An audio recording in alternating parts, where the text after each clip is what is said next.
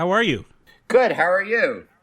Well, I could give you a real answer and bring everything down because I don't know if I should tell you what's gone on in the last 24 hours, but I actually lost my father. I immediately felt a pang of regret telling you my dad died yesterday. Well, the horrible thing about me is whenever I hear whenever a friend tells me that their parent died, I always say, is that a good or a bad thing? Which you're not. I read the book. Which you're not supposed to say. But I remember hearing that the Coen's mother died, and I called up Joel and Ethan and said, hey, I'm really sorry your mom died, unless it's a good thing. And no, never. But most people don't have that, either the experience of it being a good thing or the balls to admit it if it is a good thing, in fact. Well, I'm very sorry for you if you would like me to be. Good answer, yeah. Only in that he was not well and not, it was not a great situation towards the end. And I it's not like I feel relief, but I there is some relief in it. I have the idea of it going on and on for years is a lot worse in my mind. So thank you for that. I have a question regarding my due diligence in anticipation of our conversation. One thing I did is I watched the 92nd Street Y conversation with you and Jerry Seinfeld. Here's my question real quick, okay? Yeah. Did the 92nd Street Y accidentally invite Jerry Seinfeld, intending to invite you, and then had to recover for their mistake because they invited Jerry Seinfeld instead of Barry Sonnenfeld and asked him to moderate? No. Actually, what happened was Jerry Seinfeld is my neighbor in Telluride. I live in Telluride, Colorado. And so the 92nd Street Y said that they would be willing to have me in the big room, which holds like 800 people, and have a book signing if I could get them a big enough name. So Jerry was here. It was over the New Year's vacation. I live here year-round. Jerry and his wife and kids show up for a couple weeks over the holidays to go skiing and stuff. And I said to Jerry, hey, would you do a Q&A with me at the Y, 92nd Street Y? And he went, yeah, sure. It's his old neighborhood, right? Or a current neighborhood anyway. Like one of his current neighborhoods. He must have a collection of neighborhoods. He's on the west side. He's but it is. Oh, right. That's on Lexington. You're right. Yeah. But it is in Manhattan, and he drove one of his new cars there, so he got to do that, and it was just surreal to be on stage with Jerry Seinfeld. And actually, when I walked in and I saw the poster, I had top billing, so I was particularly impressed with myself. Well, you did write the book. Yeah, but he is Jerry Seinfeld. Yeah. Yeah. You think or assume that most of the ticket buyers for that event were there for Jerry, is what you're saying. I would say that if I was being interviewed by someone other than Jerry, A, we would not have gotten that hall, and B, we would not have filled it. They were there for Jerry. It was a packed crowd, and they were very pleased. It was fun to watch that. Oh, thanks. Oh, good. Yeah, it was very entertaining. And I saw you also at the. I also watched another one with you at the Goldman Sachs. Goldman Sachs series. Yeah, the Goldman Sachs series. Thanks for reminding me. Which was surprised because I thought that they generally had on a certain type, but I think I've seen that they've had historians. They've got a kind of an eclectic bunch of people that do that series, so maybe I'm wrong. It was the very, very first public speaking I did for this book, and it was a lot of fun. There was a really good moderator. So much depends. Yeah, she was good, and I had a good time there too. We didn't fill the place. I didn't bring Jerry, so we didn't fill the place, but it was 3/4 full on a weekday afternoon, so I was happy with it. It's funny because if you go to those things that I've been in the lobby selling books actually for friends of mine, and they race so fast back to their desks after those talks. It's like they are so terrified of being away from their desks too long. No, it's so true. Yeah, right. I was surprised that the place just emptied out because maybe the market was down a tenth of a point in the Nikkei average or something. Yeah. Amazing. Well, I'm thrilled to death. And one of the other things I wanted to mention to you, since we still have some time here, I can say these things. It's such a nice relief from the usual shorter conversation. But that when the publicist set this up, she said, Barry would prefer that you read the book or ellipse most of it. So I wrote this and I wrote it back and I said, we see, this is what somebody like me is up against. All those people that obviously you come in contact who talk to you about, whether it's the book or one of your movies, who hasn't even seen it or read it in this case. And I deal with that a lot. I get a lot of guests. This is a podcast where a lot of people that come on are filmmakers like yourself. And I often get that question, have you seen the movie? And I'm like, wow, I have my, this is what you're up against. But I often will be able to say, not only did I see that movie, but I saw all of your movies. I actually try to really honor this thing, as much as I can. So I did read the book and I read the whole thing. Wow. Thank you. Yeah. Oh, it was very, if you're those listening, and now I have one less listening because my father died. Sorry. But no, is that it's so entertaining. There are some dark moments in it, but even those moments are couched in a lot of humor. So was there any other way for you to write a book, a memoir? No. Truthfully, I like to look at the world from a skewed point of view. If you know the body of my work, it's always been a little bit on the quirky side. I embrace quirky, and that's what I'm drawn to. So I knew that when I started this memoir, it was going to be funny. What's weird about it is my intention was to write something that was much closer to a David Sedaris book, in that it would be, 20 or 30 chapters that were only vaguely related to each other. I feel like I know so much about David, yet his memoirs have never been chronological per se. But over the course of those books, you get to know his sisters and his parents and their quirks and North Carolina. So I did not realize I was going to write it's not exactly linear, but it tells a memoir kind of story as opposed to a bunch of essays. Mm-hmm. Well, you talk about in the book, I think a lot of creators of comedy, about how it's important that, when you're doing the scene, to play it straight. So you're given this very unusual situation, but the actor has to play the scene straight. You gave a couple of funny examples. There's a funny passage with about Kevin Kline, and then on the other side, there's Gene Hackman in another movie. But does that apply to a book? I hope I did. I hope that, my goal, whether it's writing a book or directing a movie or TV show, is I like it when the audience thinks they're smarter than I am, and that where they find the joke. It's why I like master shots more than close-ups, so that, you can see action and reaction in the same shot. So when I wrote this book, it's funny, but it's kind of dry and sarcastic. And I want you to laugh instead of me saying to you, this is funny. Laugh here. Yeah, laugh here. Yeah, exactly. Yeah.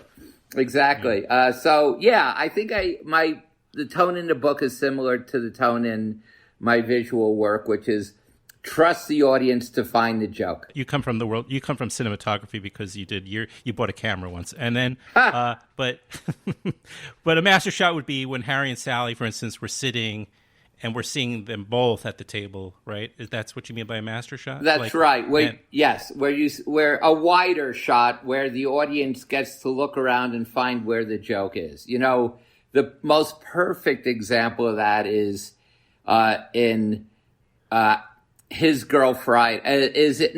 Bringing Up Baby, right? Mm-hmm. You've got Cary Grant in Katharine Hepburn's aunt's bathrobe, because they were at Catherine Ance's house, and she's calling him Mr. Bones, which isn't his name, right?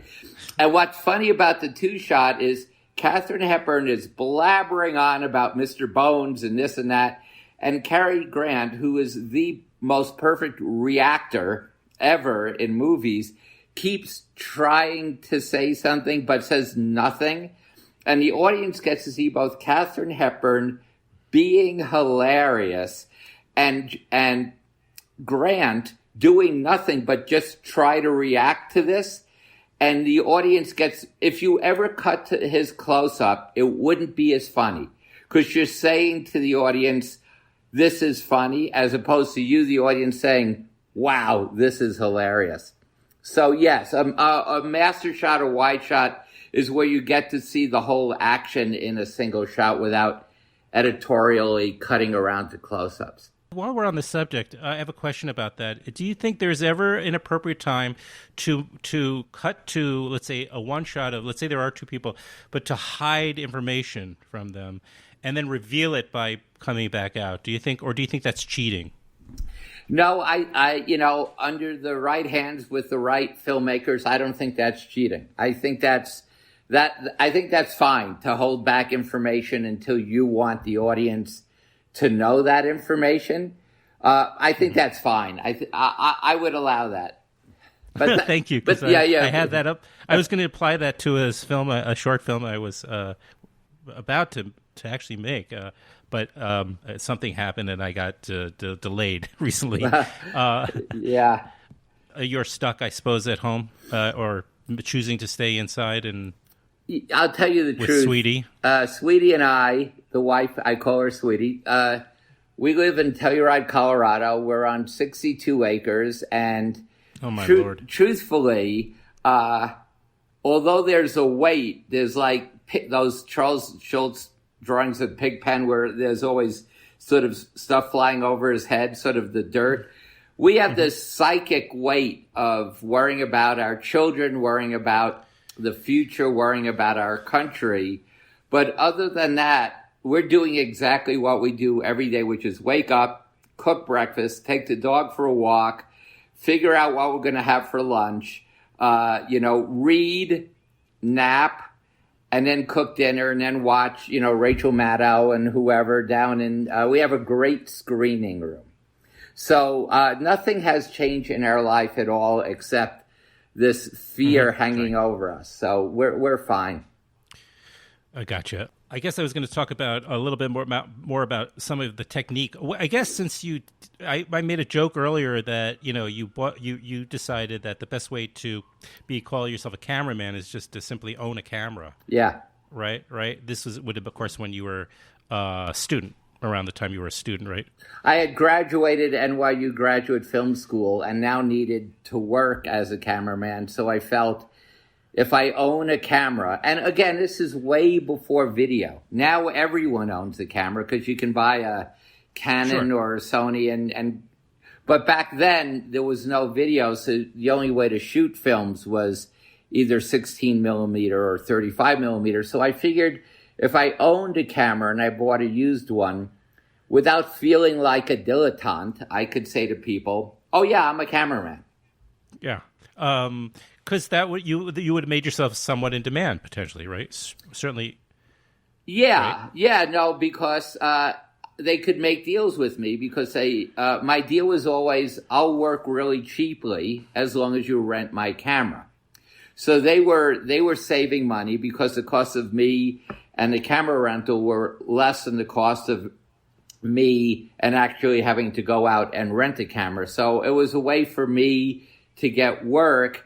And I would take any job if it meant shooting film. I would shoot a lot of talking heads for, Reeves Teletape. And I would try different lighting techniques, more contrast, less contrast, more bounce light. So I could learn while shooting these sort of industrials. Well, to be fair, they weren't all industrials, although, I haven't seen them, so it's possible that your other early work was could be considered industrial. But if you go to your IMDb page, a lot of people may not know your earlier work.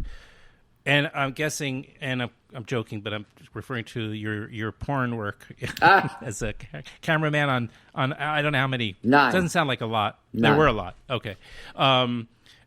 because they would do them a lot in one day, potentially, right? We shot 9 feature-length pornos in 9 days. I was very proud of that. Feature-length sure. pornos, yeah. So were you able to actually, since you didn't go to film school for that, well, not at that point, you did go to NYU. I went to, graduate school. I did go to NYU graduate film school, and that's where I discovered I was good as a cinematographer, actually. Okay. So would that have been prior to those pornos? Yes, it would right. be, yeah. So what happened was I had no idea what I wanted to do with my life. I had graduated undergraduate school in political science, which is not anything I wanted to do with my life. And I went to film school for literally lack of anything better to do, but it meant for 3 years I wasn't going to have to look for a job. And then while at film school, I realized that I was a good cinematographer. In fact, my neighbor in the same apartment building who also went to film school was Bill Pope, who shot Sam Raimi's Spider-Man movies, shot the first 3 Matrix movies, shot Men in Black 3. So we were the 2 cameramen at film school, and we both lived in the same building. That's an incredible coincidence. Yeah. And this was up in Washington Heights. I'm trying to remember. Well, I grew up in Washington Heights, but then I moved when I went to graduate film school. It was in the East Village, so I lived. Oh yeah, by then you were moved already to East Village. Right. On 7th between A and B. Yeah, and we'll get to your mom because I know that caused series of complications in your relationship with her. You're moving out. Sure. Right? Yeah. I don't even. It's like this is like a film podcast, so talking technique and the film side of things. But I want people to know it's very important when you can tell from the name of the book, which is Barry Sonnenfeld, Call Your Mother. And we'll get to. I think that's always a great way to break the ice. In fact, when you start talking about the personal side of your life, because a great deal of this book is about your relationship with your parents, and not just your film career. But I think you do an especially nice job, by the way, telling both stories at once. Yeah. But your mother she's just and your father. It's so hard to know how to begin asking questions or talking about them. But maybe just tell that anecdote so people do have an idea of and where the title comes from, so people buy the book. Sure. And I'm very happy to talk about film technique and all that stuff because I learned a lot and I have very specific ideas. But the title I know, of the book, and I want to get back to that, especially because before you did do those pornos. But that had to contribute to your figuring out a lot as because you're, I'm just guessing that's the case. Well, what it made me realize is don't work on pornos. But in any case, all right.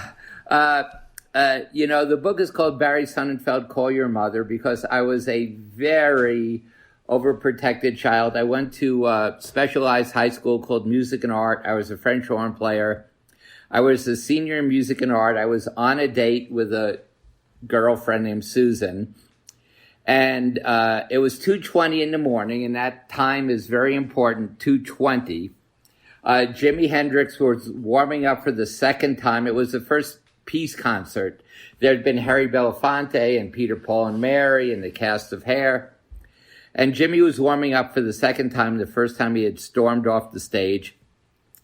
And he was back on stage, 2:20 in the morning, and as he's about to start his set, over the PA system came the announcement, Barry Sonnenfeld, Call Your Mother, which is pretty impressive. I always said that my mother had strength through weakness. The fact that she was able to get someone to answer the phone, to convince them that it was such an urgent thing that they needed to page me. So I immediately assumed my father was dead, because why else would she have been able to convince him I needed paging?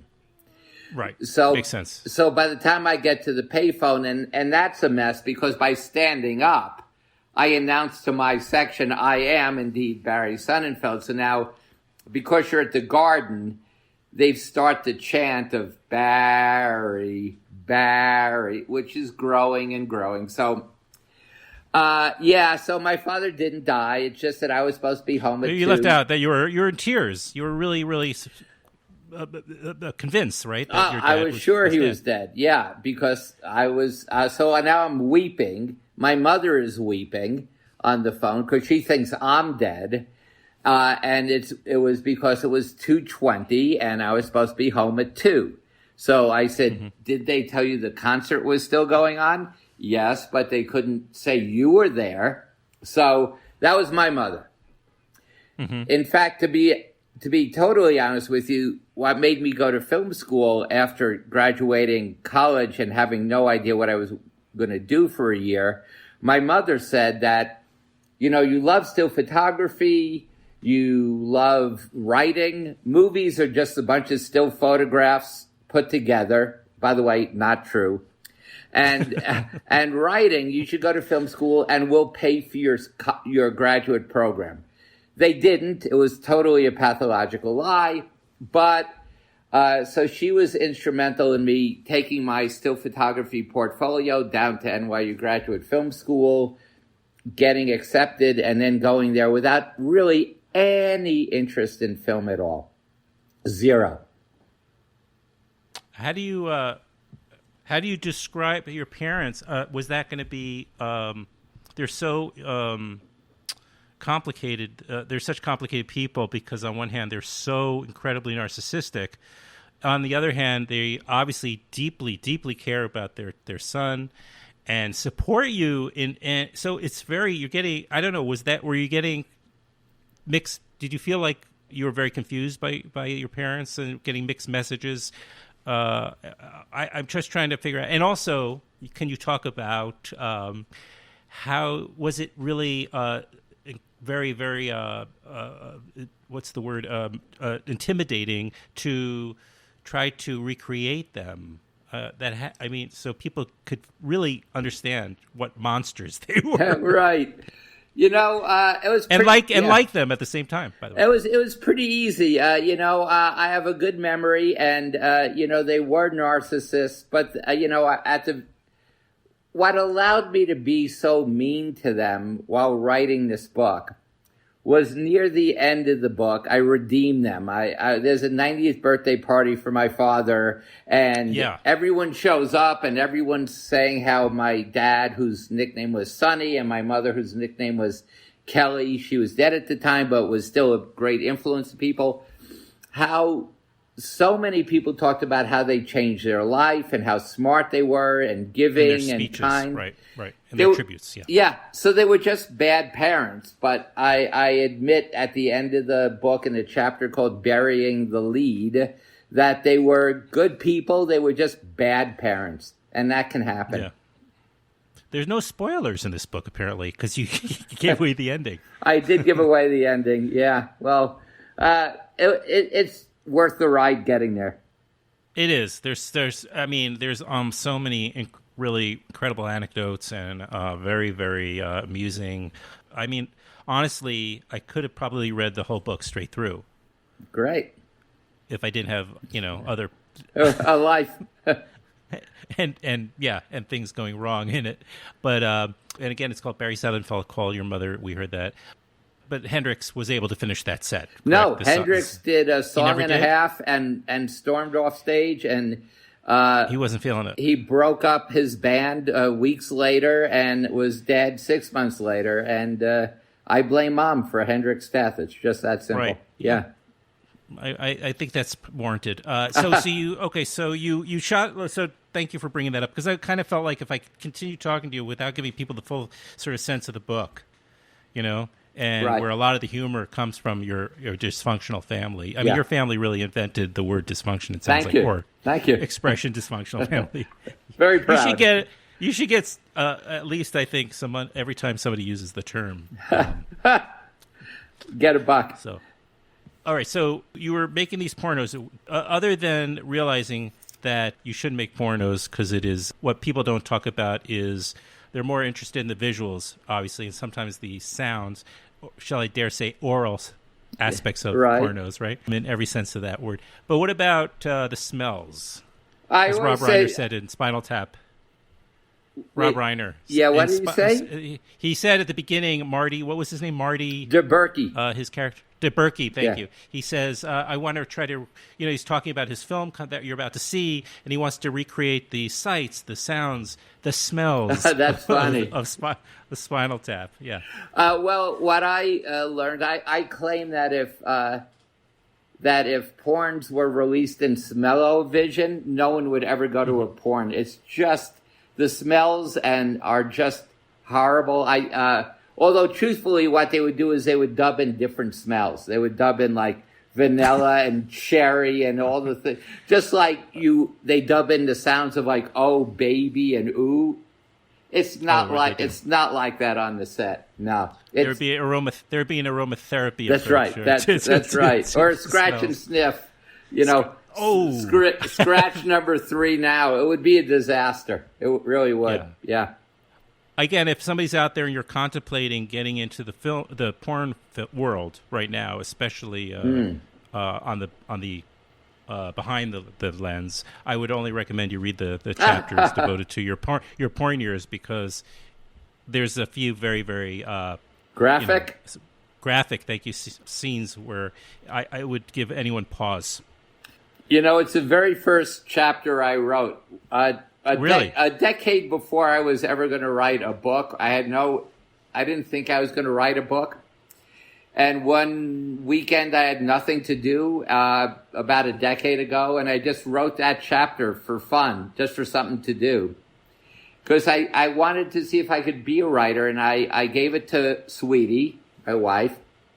And there's nothing better in life than seeing my wife laugh at something I've done, or, driving in the car and saying something funny and making her laugh. So she read this chapter, and she used to be an editor, journalist, and was in hysterics and was laughing. And it's a brutal chapter. It's not a chapter you would normally let your wife read ever. But I was just curious, and she loved it. And that's one of the 3 reasons I wrote the book, was that through her, I realized I was capable of being a writer. Does she not laugh at your comedies? Oh, she does. No, she's a good laugher, but she's a tough laugh too. She's That's tough. what you want. Yeah, but that's what you want, because then you believe the laughs. But unlike, let's say, Suits at the studios, you want somebody who's actually knows and understands comedies. And it's so funny you mention that, because one of the steps when you are doing a feature film for a studio is you have these recruited audience screenings. And they're always tough, because your movie's not finished and you're nervous, and will they get the jokes, and it's temporary sound. But one of the things I have many rules about those recruited audience screenings, which we can go into, but one of the rules is I never sit next to the suits. They're always in the back row. So the back row is a sinkhole for sound. So you rarely get a sense of the whole room and where the laughs are. And 2, because you're so nervous and want the movie to do well, and I've always done comedies, they laugh too much. And I'm always saying to them, hey guys, I can't sit with you because you're going to laugh too much, and then I won't know where the real laughs are. So in other words, it's this deep needed desire for the movie to be funny for them, to the degree where they're actually, maybe they're not even aware that they're pushing it so much. That's right. And it doesn't help me. And the whole purpose of having a recruited audience screening is to learn from it. And if I can't know where the laughs are, or if I don't know that I've cut a shot too short and I'm cutting a laugh short because everyone stops laughing because they want to hear the next line, and I need to open up the film at that moment, another half second or something. If I'm sitting with all those suits laughing, I'll open up the film way too much because they're laughing at stuff that isn't funny. So you're not getting an accurate gauge. That's right. That's right. This is goes back to the Marx Brothers, right? Where they would they did a lot those. Well, at least a number of their movies were actually adapted from their vaudeville shows, so they knew where the laughs were, and they knew pretty much the big laughs versus, let's say, the less big laughs. They were all laughs because it was the Marx Brothers. But so when they made the movies, they knew, how to pace it. Yeah, how to pace it. Well, I always feel that a small laugh is worse than no laugh. So any small laughs, I'll try to cut out of the movie if I can. I'm very strict. I'm very down on my own work. I don't fall in love with it. I've only directed one movie longer than 90 minutes, and that was... Really? Yeah, I don't think movies should be longer than 90 minutes. I remember watching the Titanic, and when intermission came on the Titanic, I looked at my watch and I said, oh my God, Men in Black is just ending, and this movie's at the intermission. But the only movie longer than 90 minutes that I've directed was Get Shorty, and that's because the script was 20 pages longer than a typical comedy. It was 140 pages. Most comedies are 120 or less.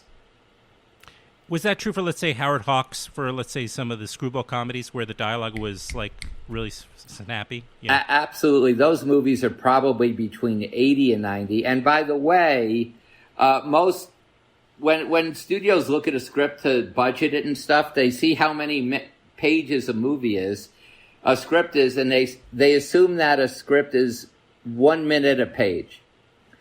I directed 45 seconds a page. I don't believe in establishing shots. If I have an establishing shot, you're going to hear dialogue taking place over it. I'm just not going to have a silent establishing shot. When two people are talking after every take, the only direction I give an actor is, okay, can we just do it a lot faster? My theory is if actors talk fast enough, they can't act. I'm taking away their ability to act, and I love... very good. And I hate seeing acting. And so by them talking fast, they don't have those moments to emote or think or react. It's all like that. I always said... go on. No. Please. You always said what? Oh, I loved the 5 seasons of Breaking Bad? Or 6. Mm-hmm. Let's say it's 5. I always said I loved those 5 seasons, and I could have done exactly the same show in 1. Okay, I get the point. No reason to argue it. What is the same thing? I'm trying to think of the occasions where you worked with children. I always feel like that, for you in particular, must be especially painful. You did have an exception on the Addams Family because you just worked with really, obviously smart child actors, which thank God we're at the age where that is now the norm and not just hiring somebody for their looks. That is interesting how many great child actors there are right now. I mean, I just love Jojo Rabbit, and both those kids were extraordinary, Well, on Addams Family, I had Christina Ricci, who was not only incredibly great, but was the spokesperson for all the other actors, because the other actors didn't like our first script and didn't like how it ended. And they literally, and Christina was 10 at the time, gathered together and then approached Scott Rudin and myself and Paul Rudnick and said, we're very unhappy with the ending, and Christina will tell you all the reasons why. And Christina proceeded to talk to us like we were contemporaries, and she was right. And we changed the entire ending of the movie because Christina was so articulate. But I had 3 years recently working with 2 great child actors on the 3 seasons of a series of unfortunate events for Netflix. And the way I talk to them is the same way I talk to adults. I treat them just like adults. I don't talk down to them. I use big words, or as big as I have in my vocabulary. I was going to say, use some now. I'm waiting. Verisimilitude. How's that? That's okay, very good. And detritus. I like detritus a lot as well. Oh, I love that word. You got some good words. You do. Well, thanks. I didn't know the kids knew would. them. I just mispronounced them, but I know them. So I talk to them the same way, which is I either say, guys, you got to be a lot faster, say the lines a lot faster, or here's another trick I do. I'll come up to a group of actors. Let's say there are 2 actors in a scene. I'll call cut. I'll go up to them and I'll say, one of you was really good. And then I'll say, let's try it again. And both of them assume the other one is the one that's really good, and they'll just try harder. That's a technique. That's a technique. Yeah. What if there is a group of children, you're in a rush, someone you love dearly is, let's say, in the hospital. I don't know. And and you've got a group of kids, and they have to do something like cry. Now, as like in unison, like at the same time. So what are you going to do? You got to get out of there, and you only have minutes. I'm just pulling this out of my. You're referring to a very specific situation that was one of the worst moments in my directing life, and I'll tell you about it. On the first Addams Family, the Addams Family are kicked out, and Morticia gets a job teaching pre-K children, right? And she's reading them Hansel and Gretel from the point of view of the witch who gets put in the oven, and Angelica says, "How do you think that would feel, children?" All right, so I'm trying to get done in time because A, kids can only be on set a certain amount of time. B, I'm trying to make the red eye to get back to New York because my wife is about to have an operation and we think it could be serious. It turns out it wasn't, thank God. But I do that. I do Angelica's stuff. She's great. Now I turn around on the kids and I just say, kids, look sad, roll camera, look sad, look happy, look disturbed, look worried. Cut. We've got it. And I'm ready to go. And Scott Rudin, the both annoying and brilliant and wonderful producer, calls me over. He's been sitting at the monitor and says, "You don't have it." And I go, "Well, what do you mean, Scott? We can go out on Angelica. We'll be fine." He goes, No, you've got to make those kids cry." And I go, "Oh, come on, Scott. I'm supposed to make those kids cry? How am I supposed to do that?" And Scott says, "You're the director, not me. Make them cry, or you don't have a scene." Okay, well, he's right, unfortunately. So I go back to the two camera. We had two cameras that day because normally I just shoot with one camera, but we had two to get different reactions to the kids at the same time. That should hypothetically take half the time then, but go ahead. Not really, because yes, it could, but you're constantly compromising lighting or the right angle because the other camera's in the same shot. So There are many reasons not to use two cameras. But on a day like that, it makes sense to use two because you don't know when you're going to miss a good reaction from a kid. So I say to both camera guys, listen, roll camera. I'm not going to slate it. Just roll the cameras.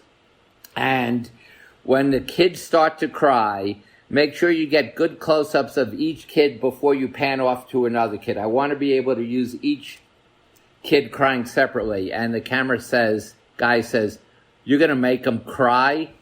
And we'll talk about the silent schmuck right here.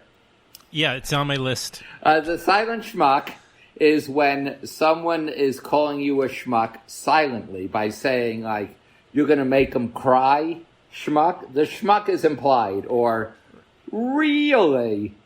Right. It like a silent K, in other words, or right. In a word, or something like that. It's a silent schmuck. I got it. Silent schmuck, or really schmuck. Schmuck is inferred or implied. So anyway, I said, yes, I'm going to make them cry. Just roll the cameras. I go up to all the kids. There's about 15, and they're all blondes because we thought it would be funnier if Angelica, who's so dark, had these 15 cute blonde kids. And I say to them, "Kids, you did great. The only thing we have to do now is to give you your vaccination and then shots. Your shot, and then we're done." And this curly, blonde-haired, curly, cute kid says, "Oh, he's just making that up."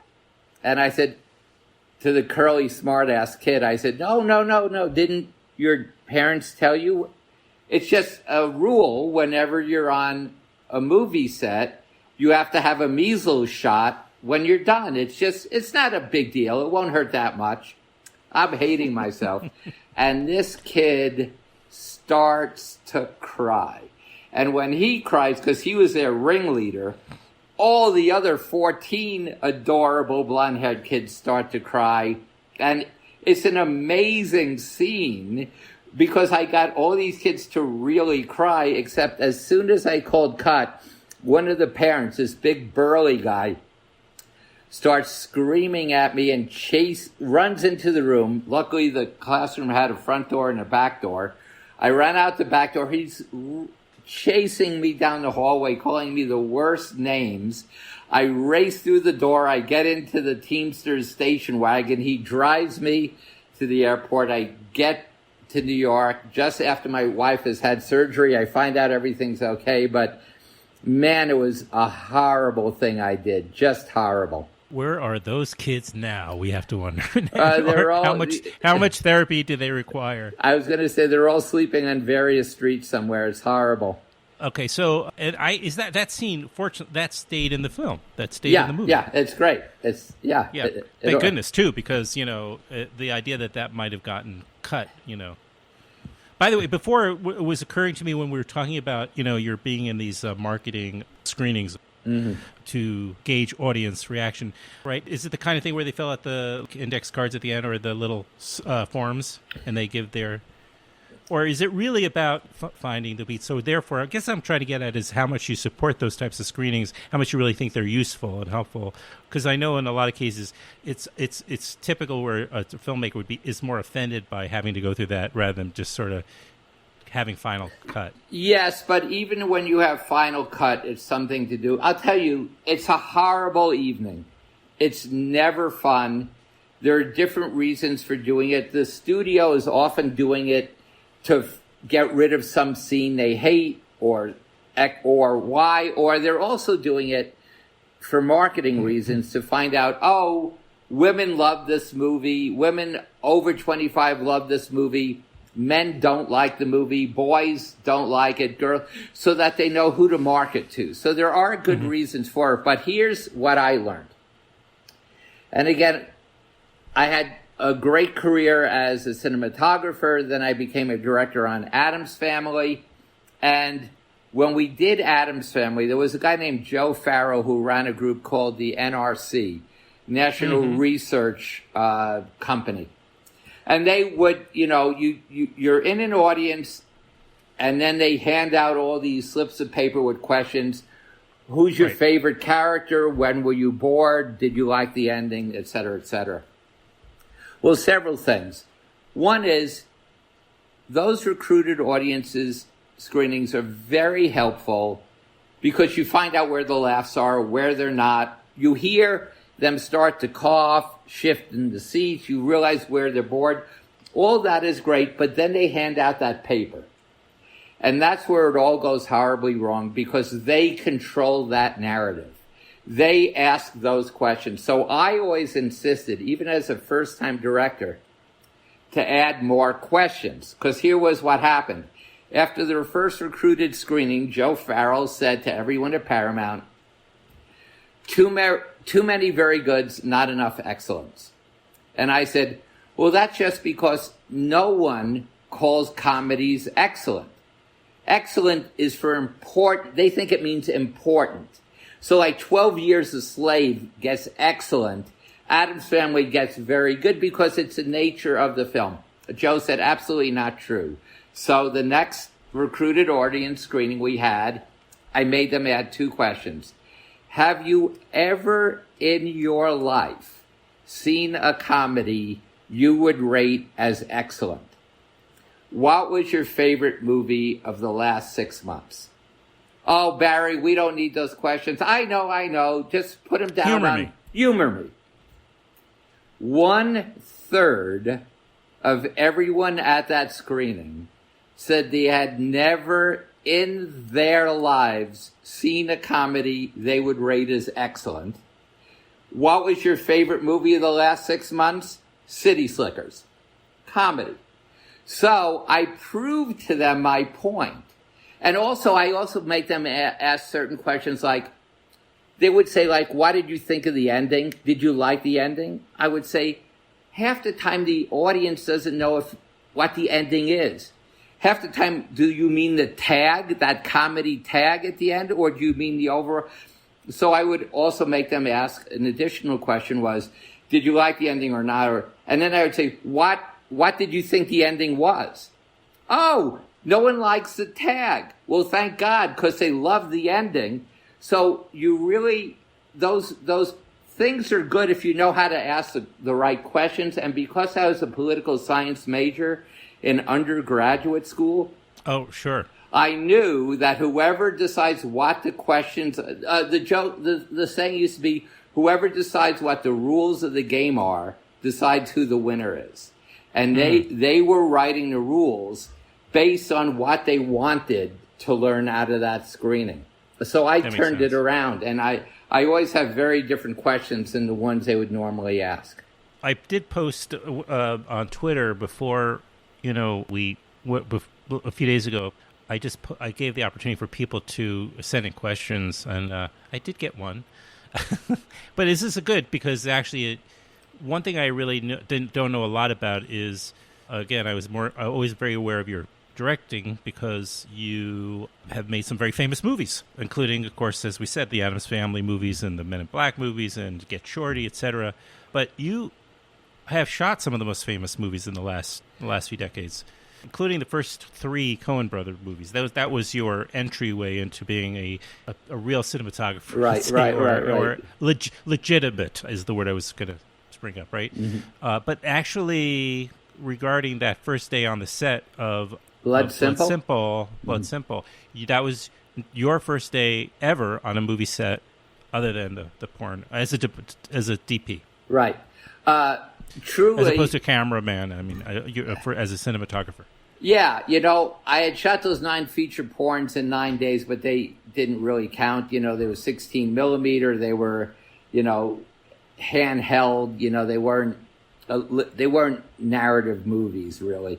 But the first day on the set of Blood Simple was the first day that Joel, Ethan, or I had ever been on a movie set in our real roles. And I always tell people, and partly it was because I bought that 16 millimeter camera years ago so I could call myself a cameraman.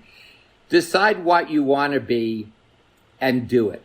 I never worked my way up. I was never a camera assistant or a camera operator or a loader.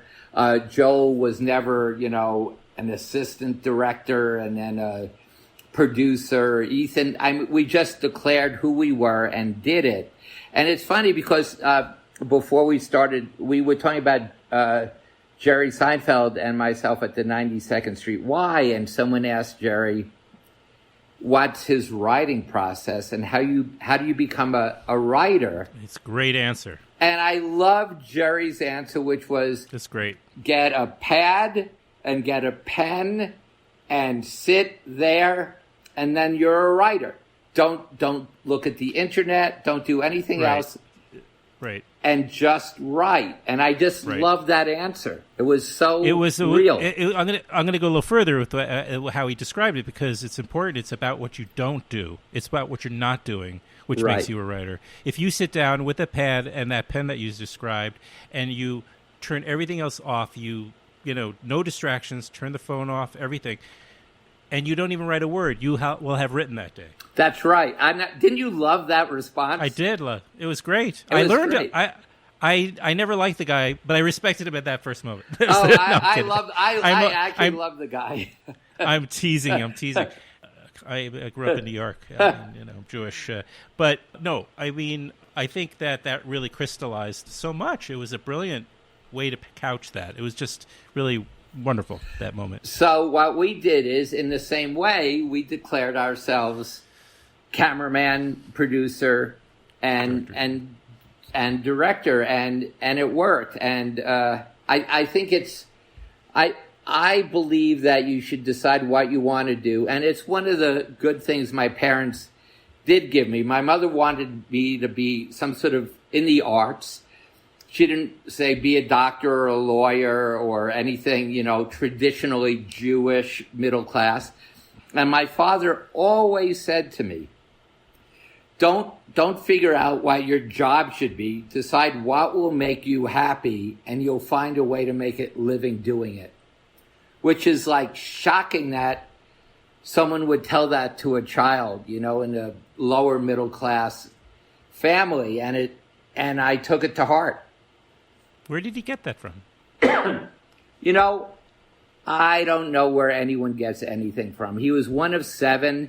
His dad died when he was like 7 or 8 or 9 years old. He grew up Orthodox, but never really, lived that lifestyle, or at least not when, I was born. But I don't know where he got it from, except that he was always an optimist, which made no sense.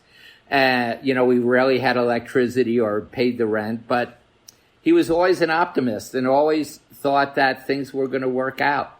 And I guess I got that from him. And I'm always saying to my daughter, she should be a director because she's got a lot of opinions and she's pushy.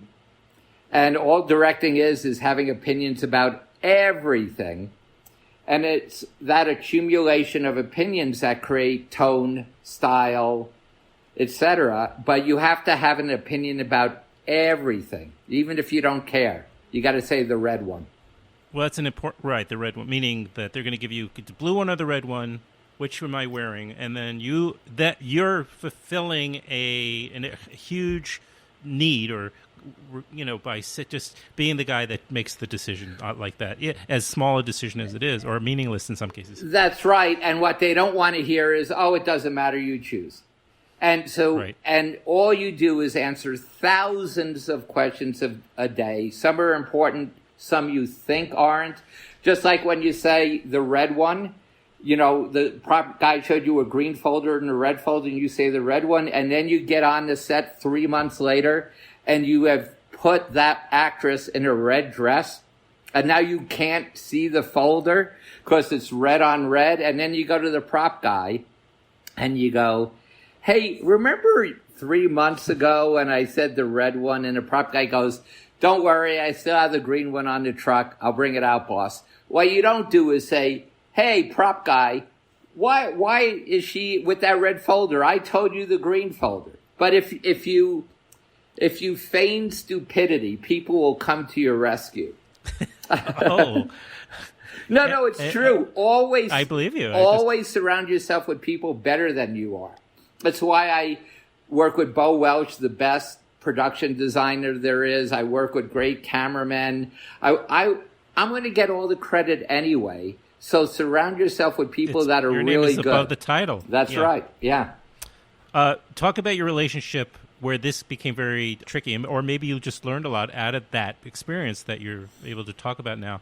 But your relationship with Penny Marshall, how tricky that was, because she thought that you weren't very good. Yeah, she and thought by now it, you had already it. shot quite a few. You had shot quite a few films by now, right? But she was making big. Yeah, I was starring hired, Robert De Niro. I was hired on Big to be the cameraman, starring Robert De Niro. That's correct. And about a week into pre-production, I got a call from a guy at Orion saying, I want you to meet Danny DeVito because I want you to shoot Throw Mama from the Train for Danny. Before that, I had already shot, Blood Simple, Raising Arizona, and a movie that, although I don't have cameraman credit on, it was called 3 O'Clock High.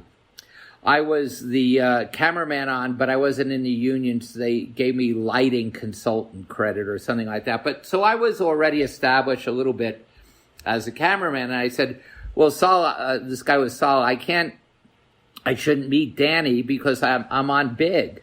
And Saul said, oh, no, they're going to shut Big down.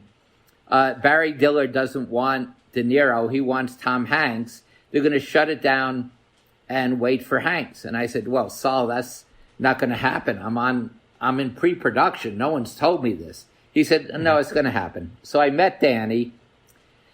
It's funny because I've always been a very wide angle guy. I love wide angle. I think wide angle is funny. And we went to a Japanese restaurant and Danny said, hey, Ba, if we work together, can we use those lenses with lots of millimeters? And I said, lots of millimeters, Danny? And he said, yeah, the ones with lots of them. And I said, telephoto lens? And he goes, yeah. And I said, yeah, sure. I knew we'd use wide angle, but I thought I would say, yeah, again, sure. humoring him. Yeah. Humoring him. The next day, I'm at work and I say to the Teamster captain, because what you learn in the film industry is the Teamsters, the drivers, know everything first. They know who's going to get fired. Somehow they know everything. Right. And I said to the Teamster captain, hey, have you heard anything about shutting down and waiting for Hanks?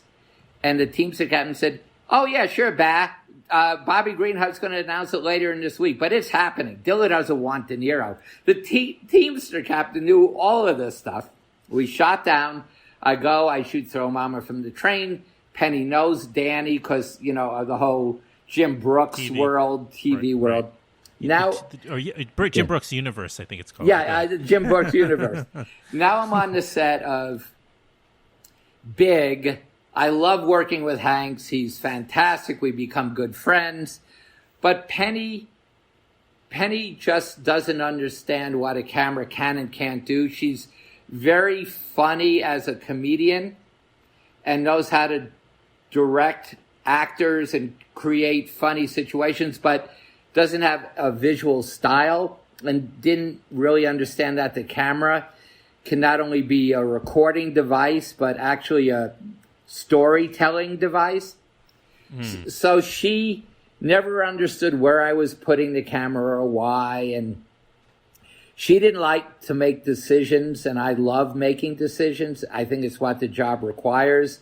So the Monday of the second week, we were in Teaneck, New Jersey. Penny with her dozen White Castle hamburgers and her carton of Marlboro cigarettes at 7 a.m. And she says to me, I tried to fire you this weekend, but they wouldn't let me. And I said, who wouldn't let you? Oh, they wouldn't let me. Danny says you're good, but I don't think so. I said, Penny, you should fire me if you don't want to work with me. She says, no, we'll get through it. And for 11 weeks, she liked me as a person. We'd have dinner, but she just hated me as a cameraman. Mm-hmm. And Big looks great. Yeah. It's a classic, by the way. That's what I hear. I hear. So in terms of the Coen brothers, by the way, I fell in love with the Coen. I came to the Coen brothers with not Blood Simple, but Raising Arizona, Fargo. No, Raising Arizona. I don't know what just happened to me. Okay. I just had a senior moment apparently. So anyway, but I was in Paris in '87. I may have already seen it once, but I think this may have been my introduction. And I was with my friend, and we went. There's movie theaters all over Paris. Right, or there were. I assume there still are. It's like the #1 city for cinema, right? Right. So I go, and we're sitting in the theater, and Raising Arizona starts, and we're watching it, and I am just having the greatest time. And all of a sudden, this man behind me, a Frenchman, obviously, starts talking in my ear. He doesn't know I'm American, although I speak a little French. Then I wait a few minutes. He leans back over. Whatever he's saying, he's whispering. And I just look at my friend. I shrug. And then a couple of minutes later, two hands go over my shoulders, and they push me down. He couldn't read the subtitles. So I wasn't tall. So I realized, I don't mind slumping in my seat. After all, I don't need the subtitles. Right. That's hilarious. I ended up seeing it a number of times in the movie theaters because it really had a profound effect on me, that movie. And you're right, that in that movie, as in, let's say, many of your other works, the camera really does have a perspective. It does become part of the visual humor in the storytelling. I like the way you put that before, because I don't know if a lot of people think about, like, why do you need a cinematographer if you have a cameraman, somebody just to turn the camera on? And maybe that's what Penny thought is what you're saying. I think so, in that, you talk about Raising Arizona, the camera is an actual character in that movie. Yeah, the supermarket's a great example. Yeah, of that. supermarket and going over a car, a fountain, up a ladder, through a window into Florence, Arizona's mouth when she discovers, Nathan, Arizona missing. And I think it might be because I'm an only child. I don't think I could act, but I wanted everyone to pay attention to me. And again, that's where wide-angle lenses come in, because wide-angle lenses have an amazing energy. You can be 3 feet away from someone, and on a 21 millimeter lens, see from their knees to their face, And in this very short move of maybe a foot and a half dolly that takes 1 second, I can just see your eyes and your nose. So there's this amazing energy to wide angle because you go from wide to close up very quickly. If you're on a lens with a lot of millimeters, yeah.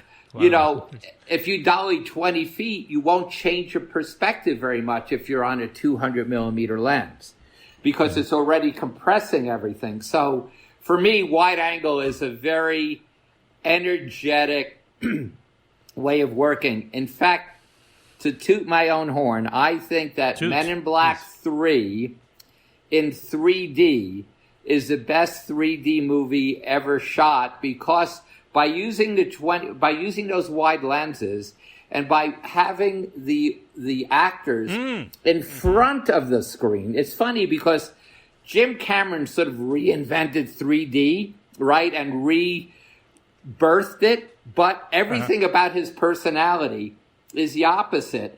In fact, his 3D is all behind the screen, and he loves to get into bathyspheres and go miles underground and look at the world through a small little window in his pressurized submarine. And I'm the opposite.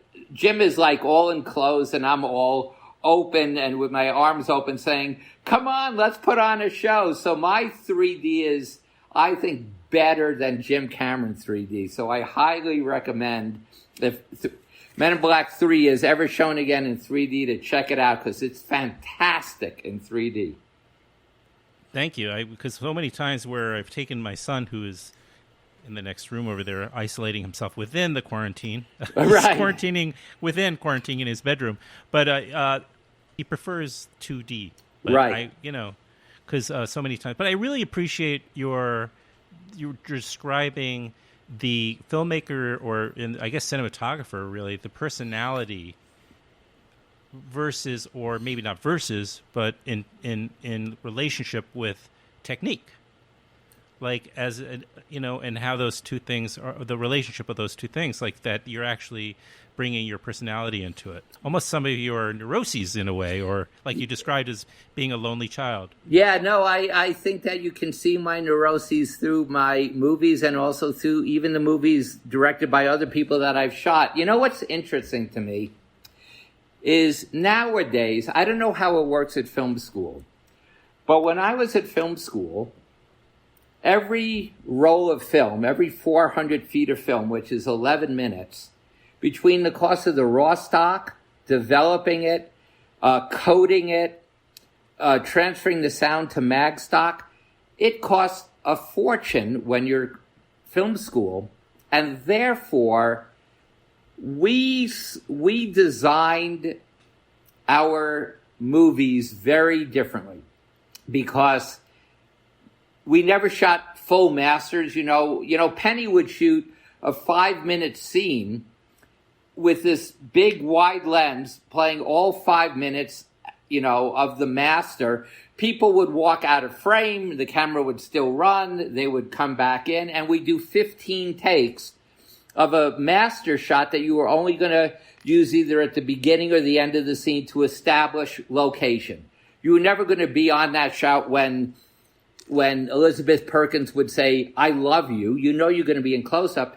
And at film school, we would only shoot what we knew we needed. We'd never shoot masters. We designed every shot. Right.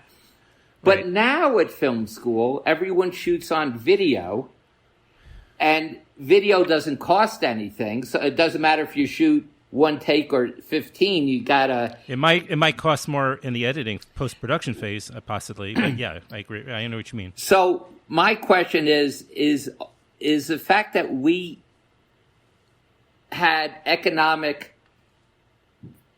challenges, did that help Joel and Ethan and I design those movies in a very different way? I mean, you look at Raising Arizona, every shot is telling a story, and every shot is for a reason, and there are no just boring shots, Mm-hmm. But if we had gone to film school when the world was videotape, I'm not sure we'd have the same aesthetic, where every shot was specific to that moment in the film. The third film, obviously, just for anybody listening, was Miller's Crossing that you shot for them or with them. Okay, so this guy is the only one I'm going to read, actually, because I haven't looked for any others. But Carlos Sandoval, what a great name, wrote, how was Barry's experience on working with the Coens, particularly his use of long lenses in Miller's Crossing? Right. There are two kinds of movies, handsome movies and funny movies. Funny movies want wide-angle lenses, and handsome movies want lenses with more millimeters. And it's interesting because definitely Miller's Crossing was not a wide-angle comedy movie. Right. And so I was using longer lenses, and I tend to see things with wide-angle lenses, but that movie didn't want that. That movie required it to be a beautifully handsome movie. And if any movie that I shot should have gotten a nomination for cinematography, it should have been Miller's Crossing. I'm proudest of that movie. It's not the one that has the wackiest camera moves or anything, but I think it's really beautifully lit. And then Road to Perdition the next year gets the Academy Award for basically doing what we did on Miller's Crossing. But Connie Hall is a famous cameraman, and I was Conrad Hall. Yeah, Conrad Hall, and I was New York. I mean, you look at Gordon Willis, one of the truly great cameramen who never won an Academy Award, and he shot the Godfather movies and Annie Hall and Manhattan and all these amazing Pennies from Heaven, all these most beautiful movies. But he's back then it was East Coast and West Coast. Dee Dee Allen never got an Academy Award, and she was an East Coast editor. It was very different back then, and it was very sort of West Coast centric. But you also, as a cinematographer, let's say you did a bunch more, and then you got your break with the Addams Family when Scott Rudin took a chance on you, right? He thought you'd be right for it. But you do discuss in the book as well. And let's remind people, it's called Barry Sonnenfeld, Call Your Mother. That's right. Right? It's a Hachette book, widely available wherever books are sold, and an audio version too, right? That's right. The audio version. You had to have done the audio book. Yeah, I did do. I read my own. I didn't want to. I wanted Max Greenfield to do it for me, and Hachette said, no, it should be your voice. So you'll hear my voice for 11 hours. Yeah.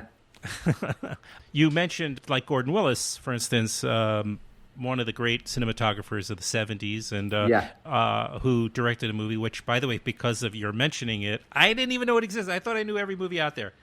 You know, having grown up in the 70s into the 80s, I thought I was as knowledgeable as anybody else about. Never heard of Windows. Windows, yeah. But watched it. And you know, I really enjoyed it, but, you know, probably for all sorts of reasons beyond just his directorial. It was his directorial debut and swan song, as it turns out. That's right. But it's very watchable, but very, very, in that case, sorry to go off book here, but very literally, but reminiscent, I'd say, of the films of De Palma and Coppola, of course. Yeah, makes sense. That you would have been very, very influenced by their types of movies, because it does watch like one of their movies. Yeah, it does. Or like, in a way, almost an unenergetic Scorsese movie also. Yeah, I guess a little bit. Closest to me for De Palma, but I don't mean to get into the weeds with Barry Sonnenfeld. Yeah. About that. You know, maybe in the indie world it's not as unusual, but I think back then it wasn't typical, right? Is what you were trying to make a point, that to transition from cinematographer to filmmaker, director. Right. So what I did is I looked at all the other cinematographers who had become directors. Willis did Windows. Bill Fraker, who had shot, all these amazing movies, did Legend of the Lone Ranger, his only feature. John Alonzo, who shot, Farewell, My Lovely and Chinatown, amazing movies, did one movie called FM, and none of them made it as a director. So I said, what did they all do that was wrong? And I think what they all did is they all took their camera operator and made them the DP, which meant they didn't really want to give up the camera, because they could still tell their camera operator, no, put that light there. And And so what I decided was I needed a cameraman so good that I would be forced to work with the actors because I couldn't be saying to, I hired Owen Roizman, who shot Tootsie. Red or blue. Yeah, red or blue, right, exactly. So I hired Owen Roizman, who shot Tootsie and all the French Connection movies, so that he was so good that I was forced to work with the actors. And I think that Willis and Fraker and Alonzo probably didn't want to do that and wanted to stay with the camera. And so that was my way of forcing me to work with the really actors. Incredible. What I think you just have a knack. This may be your biggest talent in a way, is just sort of knowing yourself and your foibles, your tendencies, because then you can avoid them. If you don't know them, then you can't avoid them. Oh, I know them. I know every one of my because your mother pointed them out all the time. And truthfully, it goes back to what I was saying about hire people better than you are.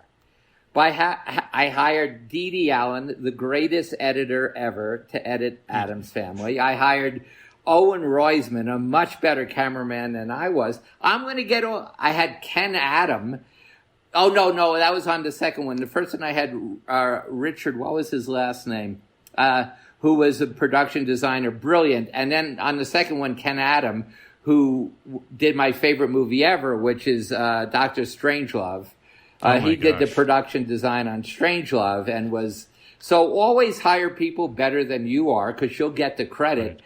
And I never understand those guys that are so insecure that they want to be the smartest person in the room. I want to be the dumbest person in the room. I get that, but I think in some cases, perhaps it's just they don't anticipate that that's the way they're going to go, or they're going to shoot themselves in the foot by going that way. Like they figure, well, I'm a famous cinematographer. I've had a string of Oscar-winning successes. I know how to shoot a film as well as, I feel like I can direct. I think I'm trying to come up with rationales why these mistakes were made, but you were able to kind of figure your way out of I that. think you're lovely, but I think the reason was that they were scared and didn't want to leave the place where they felt comfortable. But you're a lovely person to say that. Thank you. All right, well, we'll leave it at that because I like the compliment. And thank you so much. I want to respect your time. I think we're right around the agreed time frame here. Can you do me a little favor, though? Yeah. And that is... once in a while, at the beginning of the podcast, I have somebody just sort of introduce it or say an ID type of thing. Yeah. So I don't know if can you hear those pings when I get them? I don't know if you can hear them. No. Oh, good. Because I'm getting texts and stuff. No. The name of this podcast is Film Wax Radio. Film Wax Radio. But why? Why? Why? Yeah. Oh, so what I just would do is, like, every so often I'll just put at the beginning of the show... No. Why is it called Film Wax Radio? Oh, why is it called Film Wax Radio? Not why do I do a... I'm like, well, you know what I'm talking about. I didn't I'll invent do whatever this. you want. I just want to know why you're... Because your name isn't Waxman or anything. So it certainly is not. No, it's not. All right, well, it's a fair question. Honestly, it just popped into my head. There's no other reason for it. I just thought Film Wax. I like the way the M went into the W when you said the word. It just sounded funny. There's an X in it, which is always good when you're certainly when you're making a porn movie. But sure, it just sound anything with an X is kind of funny sounding. So I just kept it, and everybody immediately remembers the name. Everybody immediately got behind it. I quickly got a lot of great support. And the radio part was just because I like the old-timey sound. Yeah. With the word radio in it. Okay, now that I know that, what would you like me to say? Oh, anything. Like, how about something along the lines of, this is Barry Sonnenfeld, author of Barry Sonnenfeld, Call Your Mother. And you're listening to? Film Wax Radio, yeah. All right. And you'll direct me if you think I'm talking too fast or anything like that. Okay. Yes. Hi, this is Barry Sonnenfeld, the author of Barry Sonnenfeld, Call Your Mother, as well as a cinematographer, producer, director, and you're listening to Film Wax Radio with Adam Shartoff. Perfect, thank you. And interesting, so it's you pronounce your name Sonnenfeld. I right? do. Others say Sonnenfeld, but I say Sonnenfeld. What can I tell you? I always say it's the way your mother pronounced it, which is correct. But in your case, I'm not so sure. I'm not so sure either. You never know with my mother. Because I get a lot of people, a lot of filmmakers or actors or whomever, and they might have really ethnic names, or foreign names or what have you. Like even my name, like you struggled, and I will say, is it Sonnenfeld or Sonnenfeld? And they'll say either one. Right. They've learned to just sort of like go with it because it's always so mispronounced. But I'm like, I want to get it exactly. I want to get it right. I want to say it the way your mother says it. That's usually the way I. Although I will tell you that all my life I begged my parents to tell me I was adopted, and they refused to. But that would make me happy if somehow I found out I was adopted and I had no relationship to them at all. But that's even today. Even today, yeah. Okay. Yeah. Well, if you want to find out exactly where this is rooted, this sort of I don't know how to describe your feelings for your parents, but they're Jewish. I don't know. Read Barry Sonnenfeld, Call Your Mother. Well, thanks, Adam, and I'm going to send you this email as soon as we get off the phone. Okay. Thank you so much. A pleasure, Really. Adam. Thanks so much.